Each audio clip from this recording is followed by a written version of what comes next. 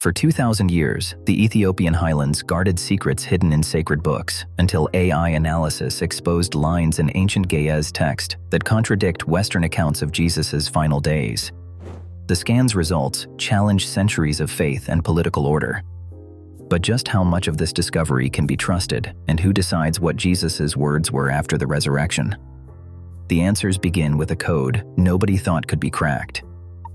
A single folio, centuries old, sits beneath a bank of lights. The parchment shows stains, tears, and the faintest ghost of ink. To the naked eye, much of the script is lost, vanished into the fibers by time and humidity. But the process starts with light, not guesswork. Technicians calibrate a camera system to sweep across ultraviolet, visible, and near-infrared bands. Each wavelength interacts with the ancient ink in a different way. Ultraviolet brings out certain iron compounds, hinting at erased lines or faded strokes. Visible light captures what remains of the original script. Near-infrared, stretching up to 1,000 nanometers, sometimes reveals writing buried beneath centuries of grime or overwritten palimpsests. Each band produces a separate image, but no single shot tells the whole story. Specialists use software to align and fuse these layers, applying principal component analysis to highlight subtle contrasts. The result is a composite far sharper than anything seen with the eye alone. Blotches resolve into letters. Where a single color channel shows only noise, the fusion brings out the ghost of a word. Yet the job is only half done. The enhanced image must now be read, character by character, by a machine trained to understand Ge'ez, the ancient liturgical language of Ethiopia. The AI model starts by segmenting the image into glyphs, tracing the curves and angles of each letter. Denoising algorithms filter out specks of dust and parchment tears, isolating the ink itself. For every ambiguous mark, the system weighs probabilities. Is this a faded vowel or a stray fiber? Is the gap a break in the script or a centuries-old scratch? The output is not a perfect transcription, but a working hypothesis, a digital text ready for review by human experts. Each stage leaves its signature, the ultraviolet's harsh edges, the infrared's soft glow, the AI's calculated uncertainty. The process transforms a silent relic into a living document, but the final word on meaning still belongs to those who know the language and the tradition. Every pixel, every character must be weighed and tested before any claims about lost teachings can be made. AI does not read ancient Ge'ez manuscripts with the certainty of a modern typesetter. Each character, each faded stroke is a puzzle with missing pieces. The machine assigns a confidence score to every glyph it deciphers, a number between 0 and 1 that measures how closely the shape matches what it has seen in its training. In contested passages, the system's average confidence threshold hovers near 0.78. Anything lower, and the output is flagged for review. The numbers matter. For the most challenging folios, the character error rate stands at 12%. That means for every 100 symbols, 12 may be wrong, misread, mistranscribed, or simply guessed. The word error rate, a stricter measure, is even higher at 19%. In practice, this means that nearly 1 in 5 words could be off the mark, especially in lines where the ink has all but vanished or the parchment is torn.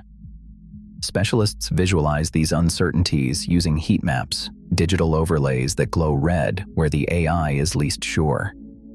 A cluster of red glyphs in a crucial phrase can turn a bold claim into a question. In some places, a single ambiguous letter can shift the meaning of an entire sentence. The process is not just technical, but interpretive. Human philologists must weigh the machine's output against their knowledge of Ge'ez grammar, scribal habits, and theological context. Sometimes, 3 experts will debate a single word for hours, tracing the logic of the machine's decision tree and comparing it to centuries-old commentaries. These limitations are not flaws, they are warnings. No matter how advanced the imaging or how powerful the neural network, the final reading is always a balance of probability, tradition, and caution. The numbers 12%, 19%, and 0.78 are not just statistics. They are reminders that every digital resurrection of lost text comes with its own shadows. Claims about hidden teachings or lost sayings must be weighed against these margins of error. In the end, certainty is a spectrum, not a guarantee, and every discovery remains open to challenge as new technology and fresh eyes revisit the evidence. High in the Ethiopian highlands, the oldest Bibles are not simply relics, they are living responsibilities. In the cool shadows of stone-walled monasteries, a centuries-old tradition continues. Monks rise before dawn, gathering for prayers in Ge'ez, the same language found in the faded manuscripts. Their lives are shaped by vows of humility and service. Each abbot, chosen for wisdom and devotion, becomes the guardian of books that have survived fire, war, and exile. Inside the library, the air smells of parchment and beeswax. A librarian, his hands stained with ink, traces the spine of a codex labeled by shelf mark and lined up alongside dozens of others. The Ethiopian canon stretches far beyond the familiar 66 books of the King James Bible. Here, 88 volumes fill the shelves, including the Book of Enoch and Jubilees. Some texts exist nowhere else on earth. Each page was copied by hand, letter for letter, through long nights by candlelight. The copying itself is a ritual. Before each session, monks wash, pray, and recite blessings, believing that every stroke must honor God. Stories circulate among the custodians. During invasions, manuscripts were hidden in mountain caves or beneath church altars. When famine struck, elders chose to go hungry rather than sell a single folio. The monks describe themselves not as owners, but as stewards.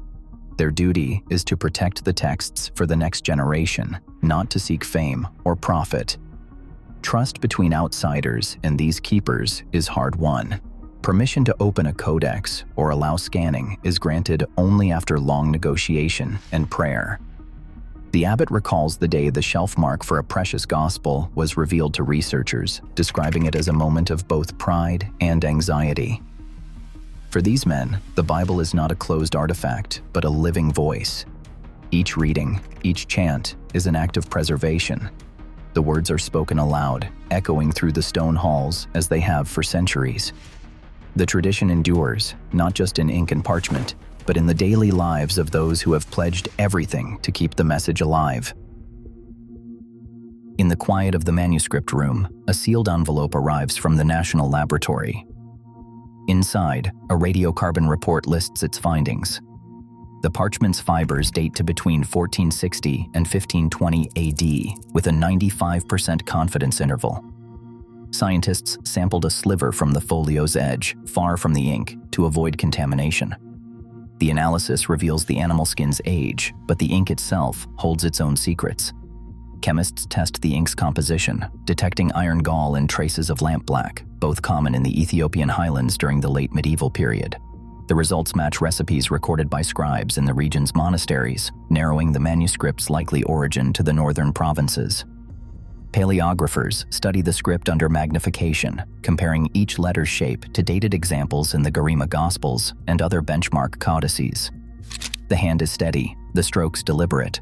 Certain ligatures and ornamental flourishes appear only in manuscripts produced after the mid-15th century, especially those linked to the royal scriptorium at Gundagunde. The script's profile, with its tall ascenders and compressed vowels, fits the signature style of that era. Cross-referencing shelf marks and archival records, scholars trace the codex's journey from the highlands to the present, noting gaps during periods of war and exile. Each entry in the chain of custody log is signed, the most recent dated 2025, when the abbot granted formal permission for analysis. The document bears the seal of the monastery and the signature of its current guardian, attesting to the manuscript's authenticity and the careful handling required for scientific study. Fiber analysis under polarized light reveals the parchment's preparation. Goat skin, scraped thin and stretched over a wooden frame. Microscopic examination shows faint grooves from the scribe's ruling lines, guiding the columns of text. Small mineral inclusions embedded in the fibers point to local water sources used during production. These details, combined with the ink and script analysis, anchor the codex in a specific time and place, Ethiopia's northern highlands, late 15th to early 16th century. With provenance established by science and law, the codex stands ready for the next phase. The empirical timeline is clear, the chain of custody unbroken. Now, attention turns to the words themselves and to the meaning hidden within the ancient script. A single contested folio, its fibers thin as onion skin, is placed beneath the scanning lens. The AI-generated digital text appears on a monitor, line by line, as the system deciphers each faded Ge'ez character. In the upper margin, a phrase emerges that draws immediate attention from the reviewing philologists.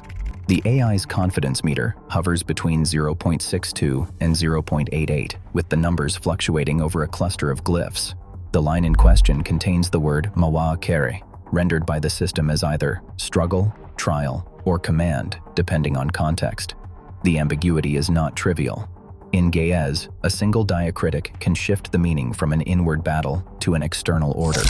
The AI's heat map pulses orange over this word, signaling uncertainty. The provisional translation, as displayed on the screen, reads, "And he spoke to them, saying, 'The true struggle is not with the nations, nor with the sword, but with the heart that turns away from light.'" The philologists confer in low voices, cross-referencing the digital output with printed lexicons and annotated commentaries. One expert notes a faint secondary stroke, possibly a faded vowel, just visible in the multispectral composite.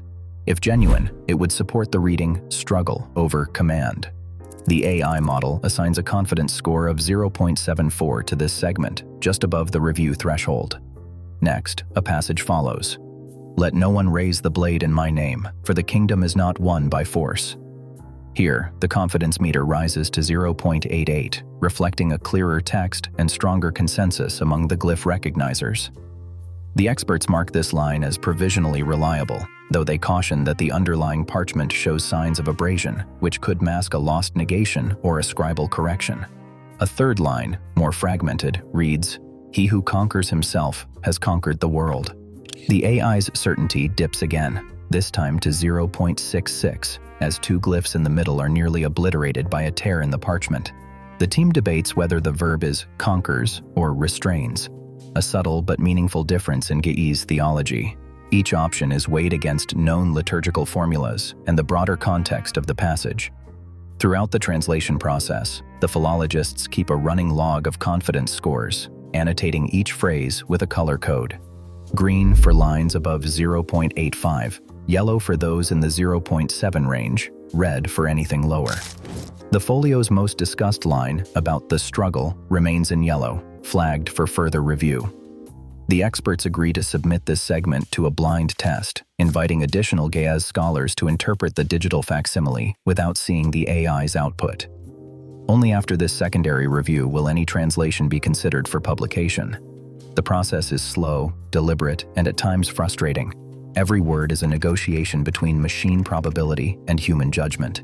The AI offers speed and breadth, but the final meaning is shaped in the margins by the uncertainty of ink, the caution of tradition, and the humility of those who know how much can be lost in translation. 3 independent Ge'ez scholars received the digital facsimile, stripped of any hint from the AI's preliminary output. Each is asked to translate the contested lines without context or consultation. The process, known as a blind test, is designed to eliminate bias from machine suggestions and from each other's interpretations. Over several days, the experts work in isolation, scrutinizing the faded strokes, tracing their own dictionaries, and annotating every uncertain glyph. When their translations are finally compared, subtle but telling differences appear. Where the AI suggested the word struggle, one scholar reads discipline, another trial, and the third prefers command. The divergence centers on a single faded diacritic, so faint that even under multispectral enhancement, it hovers at the edge of perception. The debate intensifies over the phrase rendered by the AI as, "Let no one raise the blade in my name." The first expert translates it as, "Let no hand be lifted for my sake." The second proposes, "No sword shall be drawn in my teaching." The third, more cautious, notes the possibility of a negation lost to abrasion, suggesting, "Let the hand not be lifted, if it is for my name." Each version carries a different weight, and none aligns perfectly with the familiar Greek of Luke or John, where post-resurrection words emphasize peace, often rendered as "peace be with you," but never explicitly forbid violence. In Ge'ez, the term for peace can mean inner rest, or even completion, a nuance that does not appear in the canonical Greek manuscripts. This difference sparks further discussion. Is the Ethiopian text preserving a distinct tradition, or is it a matter of scribal interpretation shaped by centuries of monastic ethics? A meeting is called to review the blind translations side by side with the standard canon.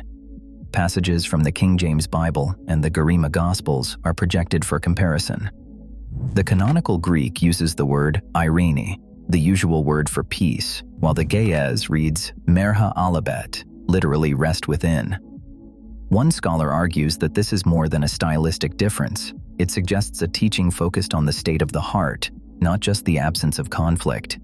Another counters that such nuances are common in translation and do not necessarily point to lost doctrines. The third insists on caution, reminding the group that the manuscript's dating and provenance place it centuries after the earliest gospel copies. A dissenting critic, invited from a leading European university, voices deep skepticism about the entire process. He points out that the AI's error rates, 12% for characters and 19% for words, leave wide margins for misreading. He questions whether any claim of doctrinal innovation can stand without multiple, independently verified manuscripts. The critic also notes that Ethiopian biblical texts, while broader in canon, have historically drawn from Greek and Syriac sources. Without a verifiable chain of transmission back to the first centuries, he warns, even the most intriguing readings must be treated as later interpretations, not evidence of suppressed teachings. The session closes without consensus. For every line that hints at a new perspective, there is a counter-argument grounded in textual criticism, linguistic drift, and the realities of manuscript survival. The stakes are clear. A single word, read one way, could challenge centuries of doctrine. Read another way, it becomes a footnote in the long story of transmission and translation. The debate continues, shaped as much by the limits of ink and parchment as by the hopes and suspicions of those who read them. In the early 4th century, the Roman Empire faced a crisis of division. Competing Christian groups, each with their own texts and beliefs, threatened the fragile unity that Emperor Constantine sought to impose. At the Council of Nicaea in 325 AD, bishops from across the empire gathered under imperial command. Their goal was not only to settle theological disputes about the nature of Christ, but also to forge a single authoritative canon, a set of scriptures that could serve as the backbone of a unified faith. The stakes were immense. For Constantine, religious unity was a tool for political stability. The empire stretched from Britain to Egypt, encompassing dozens of languages and traditions. A fractured church risked rebellion, heresy, and civil unrest. The council debated not just doctrine, but which writings deserved to be called sacred. Some texts, like the Gospels of Matthew, Mark, Luke, and John, were widely accepted. Others, such as the Book of Enoch or the Shepherd of Hermas, were left out, considered too mystical, too controversial, or too closely tied to regional traditions outside Rome's control. Decisions about Scripture were shaped by more than theology. Bishops with influence in the imperial court lobbied for their favored texts. Writings that emphasized direct access to God, spiritual freedom, or alternative visions of Jesus were often sidelined. The process was messy, driven as much by power as by faith. The result was a canon that reflected the priorities of those in power, not the full diversity of early Christian belief. The Ethiopian Church, isolated from these debates by geography and politics, preserved a broader canon. Rome's choices narrowed the official story, but in the mountains of East Africa, other voices survived. The story of what was included and what was left behind reveals as much about the ambitions of emperors as it does about the faith of the early church. Ethical discipline is woven through the oldest Ethiopian church orders, and nowhere is this clearer than in the Didaskalia. Centuries before modern codes of research or archival transparency, these texts demanded a kind of rigor from their readers and keepers.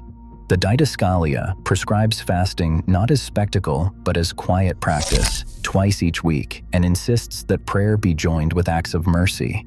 Widows, orphans, and travelers are named as those to be cared for first. The text lays out responsibilities in plain terms. A leader who neglects the poor or seeks wealth at the expense of truth forfeits any claim to holiness. Simplicity is praised, ostentation discouraged.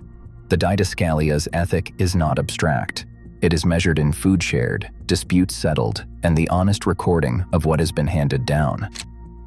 In the context of manuscript study, this legacy shapes every decision. When a line of ge'ez appears in the margin, its ink composition matching the main text, its script dated by paleography to the same hand, scholars are bound to document it with the same care as any canonical passage. Transparency is not optional. Every reading, every correction must be logged and made available for review. The discipline demanded by the Didascalia echoes in the lab. No shortcuts, no concealed edits, no claims without evidence. When a prophecy line is dated to the same century, in the same ink, it is not enough to marvel at the coincidence. The duty is to publish the data, describe the uncertainties, and allow others to test the findings. This ethic extends beyond the monastery walls. Modern researchers, whether working in Addis Ababa or abroad, inherit the responsibility to protect, not exploit, the fragile trust of custodians and communities. The Didascalia's warnings about leaders who harm the vulnerable apply as much to scholars as to clergy. In every act, from fasting to footnotes, the call is for humility, accuracy, and care. As the investigation moves toward questions of archaeology and provenance, the foundation remains the same, a discipline of honesty forged over centuries that links ancient scribes to present-day inquiry. In the mountain shadows of Ethiopia, a very different vision of Christ survived, one that challenges the boundaries of familiar doctrine. Among the Apocrypha and church orders, some texts describe a universe built not by a single hand, but by two creators. The first, called Sahai, is the source of true light. The second, Gen, is named the author of shadows. In these stories, the world is not simply the stage for a cosmic battle between good and evil, but a place where light and darkness intermingle, where every soul navigates a landscape of both truth and illusion. This duality is not a simple split between God and devil. Instead, the light of Sahai is described as the spark within all things, hidden beneath layers of shadow cast by Genk. The texts speak in metaphors. Light is wisdom, shadow is confusion. The journey of the soul is pictured as a search for the hidden fire, a struggle to see past the illusions that crowd everyday life. Some passages attributed to Jesus in these manuscripts echo this cosmic language. He is not only a teacher, but a messenger who enters the world to awaken what lies dormant. The goal is not escape from the world, but the discovery of the light within it. The soul, these texts suggest, is a mirror. It can reflect the radiance of Sahai or remain clouded by the shadow of Genk. The difference is not in birth or fate, but in the choices made with each breath and thought. This vision of Christ stands apart from the Western canon. Instead of focusing on sacrifice and suffering, it invites followers to become seekers, those who look beyond appearances, who question what they are told, who search for the spark of true light in themselves and in others. The Ethiopian manuscripts do not erase the familiar story, but offer a parallel path, one where the meaning of resurrection is not just victory over death, but the awakening of the soul to its own hidden brilliance. Stone stelae rise from the earth in Axum, carved with crosses and ancient inscriptions, bearing witness to a Christian presence that predates most of Europe. Archaeologists have traced the foundations of Yeha, a temple complex from the 1st millennium BCE, later converted to Christian use. These sites anchor the Ethiopian biblical tradition in physical reality, stone, mortar, and pigment that can be measured and tested. In 2023, a granite cross unearthed in Axum was dated to the 4th century. Its arms are inscribed with early Christian motifs. The artifact was authenticated by a joint team from Addis Ababa University and the Bodleian Imaging Laboratory. Both institutions signed off on the chain of custody and analysis protocols. Their findings were published, and raw data sets were released to the scholarly community. Replicability remains central to the credibility of any discovery.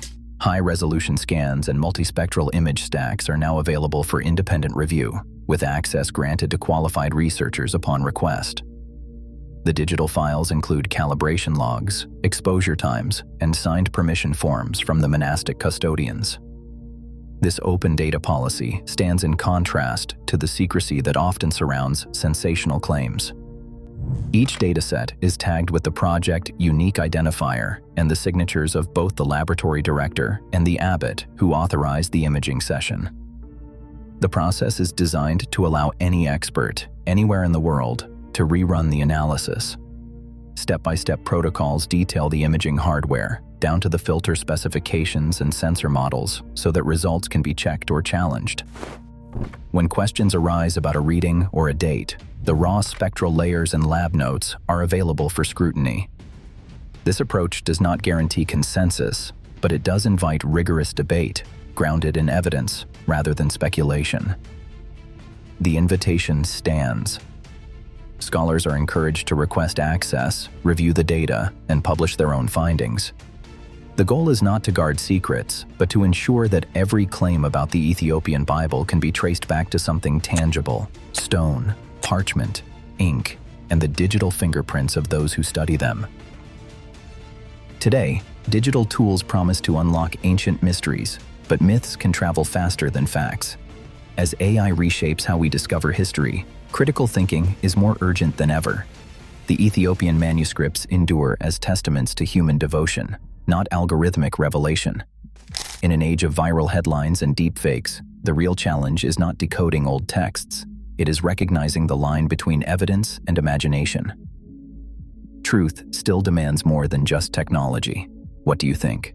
Share your thoughts below.